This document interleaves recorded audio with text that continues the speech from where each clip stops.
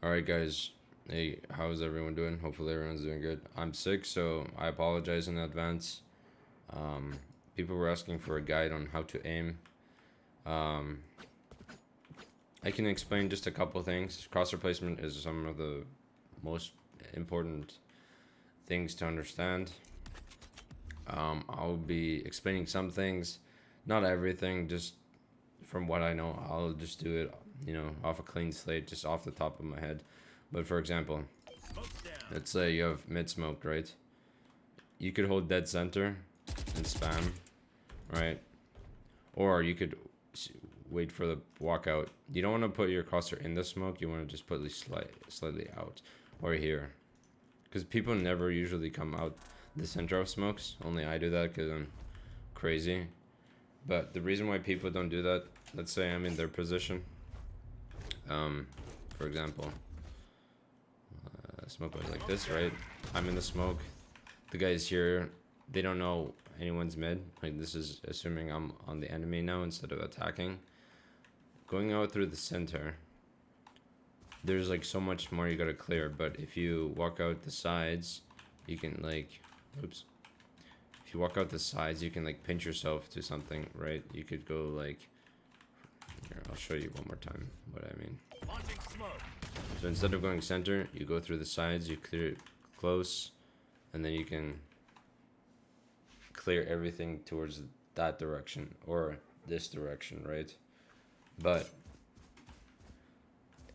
that reduces your chances of being punished. So you clear this side first, and then you can clear that, and just do a half turn, I guess you could call it. But if you go center, right? If you go through the center out of smoke, you're at the 50-50, right? You're literally like, if you have really good reaction timing, this could still work. Also depends on the positioning. Like, let's say you hear people cat here. I would probably prioritize like the way I would come out. So assuming one's fridge and one's there, you could also smoke off tiles. But how I would push out, I would hug this tight and then go like this and then change my angle. But yeah. I'll be doing that a bit in the video, so I apologize. But now for crosshair placement explaining. I'm not a pro, but I could definitely be a pro. I'm very inconsistent. I don't know if it's just me or nervous. Could be many factors. Could be also how just my brain is. But crosshair placement. There's two types of crosshair placement, maybe three, depending on. Yeah, well, there's many variations of crosshair placement, right? Let's say an enemy's there and an enemy's there and they're pushing you. You could either prioritize predicting crosshair placement, where you hug this wall tight. For example, if this guy comes first, you'll prioritize an angle towards him because you're predicting that he will come first. Like if he's stomping, right? You'll prioritize him. Or you can go back and forth, like this. When you're doing crosshair placement, you always want to keep your crosshair close to the wall. So, just think of it like a magnet. Well, not a magnet, but like more of a string, right? Let's say I have a string like this long. I can go like this. Okay, maybe I should show it in this perspective. But you see how this is as long as the string goes. I'm not actually holding a string, but it's an example. But it always is a circle, right? No matter where I go, where my fingers are, right? Kind of the same concept. Like you give yourself a bit more, but you always want to keep that distance, right? Or you can do cutting crosshair placement. That's what I call. I don't know what the actual definitions of crosshair placement are, but let's say I want to pre-aim this angle. Instead of going like this and going out, you can literally just cut and pre-fire that, That's why I call it a cutting crosshair, because you're cutting through the corner, literally like wall hacking, I guess. Wall hack crosshair placement. I don't know what the actual definition is, but yeah. And then yeah. Clearing stuff. I can't really explain stuff situationally. I don't know, if there was a way to set up bots and I could explain better, but like I said, you always want to be tight to something. If you know one's cat and he's playing like in this range, like in this range, in this box, you don't want to swing out and clear the guy like that, right? But you could let this guy go first, or it depends, or you could swing together. Like if I have a teammate in front of me, he'll swing first, right? Clear cat, and then you could prioritize this angle. But your teammate might die. But if you don't know anyone's there, that's a risky spot. But I would say when you play these games, the situation is never the same. You can only predict and guess how the puzzle would occur, right?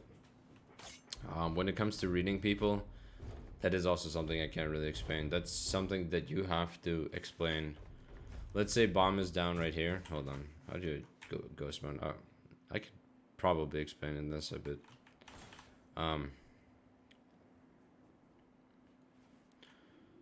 Right. So let's say bomb is down right here. Right. I have 30 seconds left, right? It's a 1v2 situation. I could smoke this off, assuming I have util still. You know, you could bait shots, you know.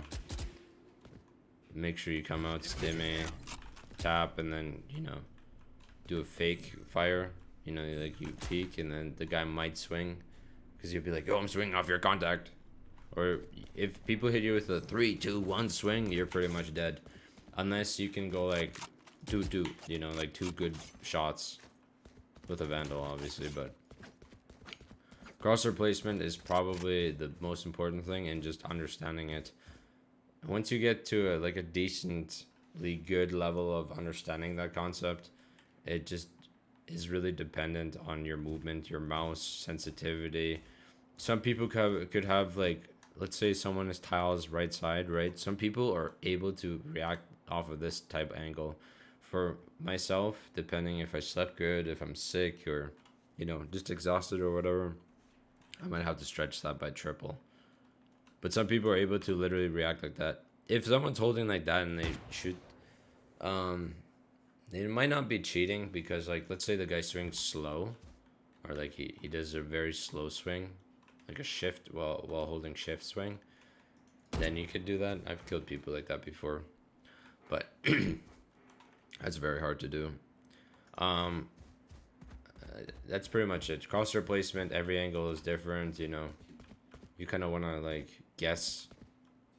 So if you see this is like this, you know, it's a bit higher, and then you can use that as reference points, right? You know, cat, if you're trying to pre-aim cat, use this as your reference point and swing, right?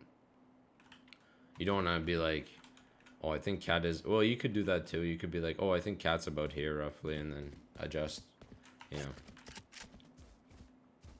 You use, like, let's say you get first visual on the stairs. You see the stairs is a bit higher, so then you pre-adjust your crosshair. Farther, the enemies are going to be slightly lower instead of higher, right? But yeah. I don't know if there's anything else to explain with crosshair placement. There's cutting, there's, you know, use the concept of like a string. You just want to keep your crosshair close. Crosshair placement, you know, go tight or wide. Some people might fake you. Also, if someone's shooting, making noise, they could be faking out for, you know, someone might be trying to knife you, stuff like that. If you're trying to improve on aim specifically, you gotta stop playing these like aim labs and all this garbage.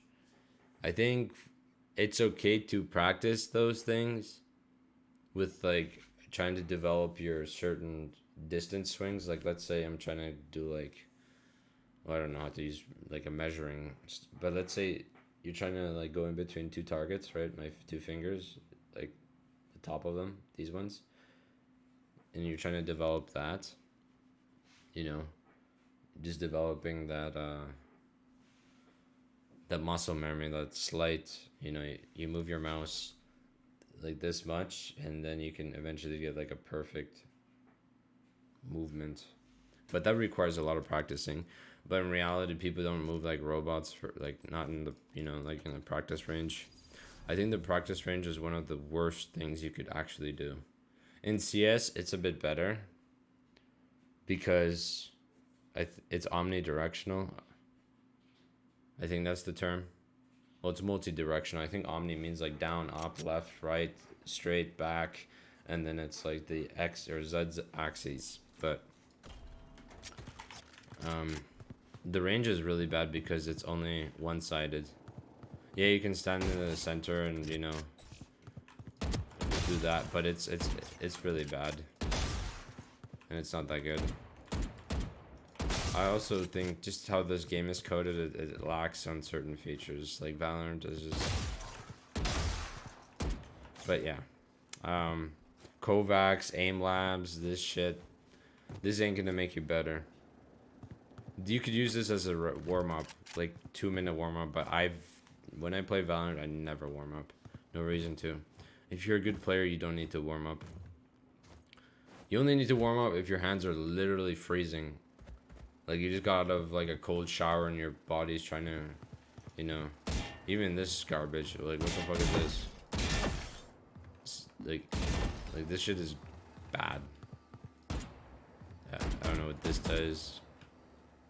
Oh, this is like a distance thing to control your sprays. But in Valorant, you're not supposed to spray unless it's like the Phantom. I think if people want to actually get better, my best advice that I developed, like a training routine that I've developed when I played CS, was to do deathmatch. And I would prioritize certain weapons that I really liked and could have accessibility to a lot. For example, Deagle. Like if you want to get really good at Deagle one taps, you should be practicing Deagle one taps in deathmatch, not against some robots that go left and then right, left and then short right, left. No human moves like that unless they're really cracked in their movement skills. Like sometimes I'll hit people with the ADDD movement. I call it the ADHD movement. It's pretty much where you move left a bit and then right and then right and right, because that's not a pattern that people usually string off. Because most people will move in a normal pattern. AD, AD. Maybe the guy will step a bit more right, and but no one's gonna hit you. Some people go extra wide swings, But Valorant is just like coded really badly in my eyes. Sometimes shots like look like they hit but they missed. 128 tick doesn't even feel like 128 tick to me. I don't know if it's the engine or if it's like the pixel collision, server side coding, client side coding, the double calculation system. I don't know. Valorant has never been a consistent game from the beginning that I've played. Absolutely never. Some days I could wake up, after just dominating yesterday, wake up the next day and I feel like I'm touching keyboard and mouse for the first day. I don't know. But yeah, as I was saying, if you want to get better at using certain weapons, practice those weapons. Don't go aim labbing. Don't use, the practice range. You're not going to get better. You need to understand human behavior. And you can manipulate human behavior with certain smoke patterns, tossing a stimmy. I can't really explain it just based off the situation. It doesn't always work, but there's a decent chance that it work, But yeah, I would let's say you want to get better using the Vandal, the Deagle, the Classic, and maybe the Op. Practice moving with the Op. So practice 10 minutes with the Op in deathmatch, 10 minutes, or do 4 matches. Because I don't know, I think they're about 10 minutes long, the death matches in Valorant. I've always liked CSGO's death matches a lot more because you could just set infinite time, you could set only kill or headshot. The death match in this game is so bad. Literally, you could go play CSGO. The game's free now, I'm pretty sure. So you could literally go DM there against people. But it varies. It could be 64 tick, 128 tick, 256 tick. The highest server I've ever played in with the highest tick count in CS was 1024. But I don't think that matters after like 256. But yeah. But yeah, that's pretty much my training routine in CS is just to like get 50 kills with a deagle, get 50 kills, and while I practice all that stuff, I would do also just improving my crosshair placement. But yeah, if I missed anything else, which I probably did because I'm just going off a clean slate, let me know and I'll try and explain it better. If you guys have any like VODs or clips, let me know. You can send it to me on Twitch. You could go into my Discord or send a link in the YouTube description. Or you would probably want to go to my Twitch because I'm streaming almost every day, and then I could look at the clip, and yeah, I could explain what you did wrong, what you could do better on, or if you did exactly what I would do. But yeah, it also depends. It also varies with agents. In CS, you are pretty much everything. You're a smoker, you're a duelist, you're everything. In Valorant, you're either a smoker, duelist, initiator. That's why I think CS is way better when it comes to mechanics. But yeah, thanks for watching, guys. Hopefully, I explained things to an extent. I know this is a very long video, but yeah, thanks for watching. Hopefully, I'll get better. I feel better, but I don't know. I still feel sick, but yeah. Y'all have a good night, and I will catch you next time. And I'll be streaming, or pretty much as this video goes live. But yeah, take care, guys. Love y'all. Bye bye.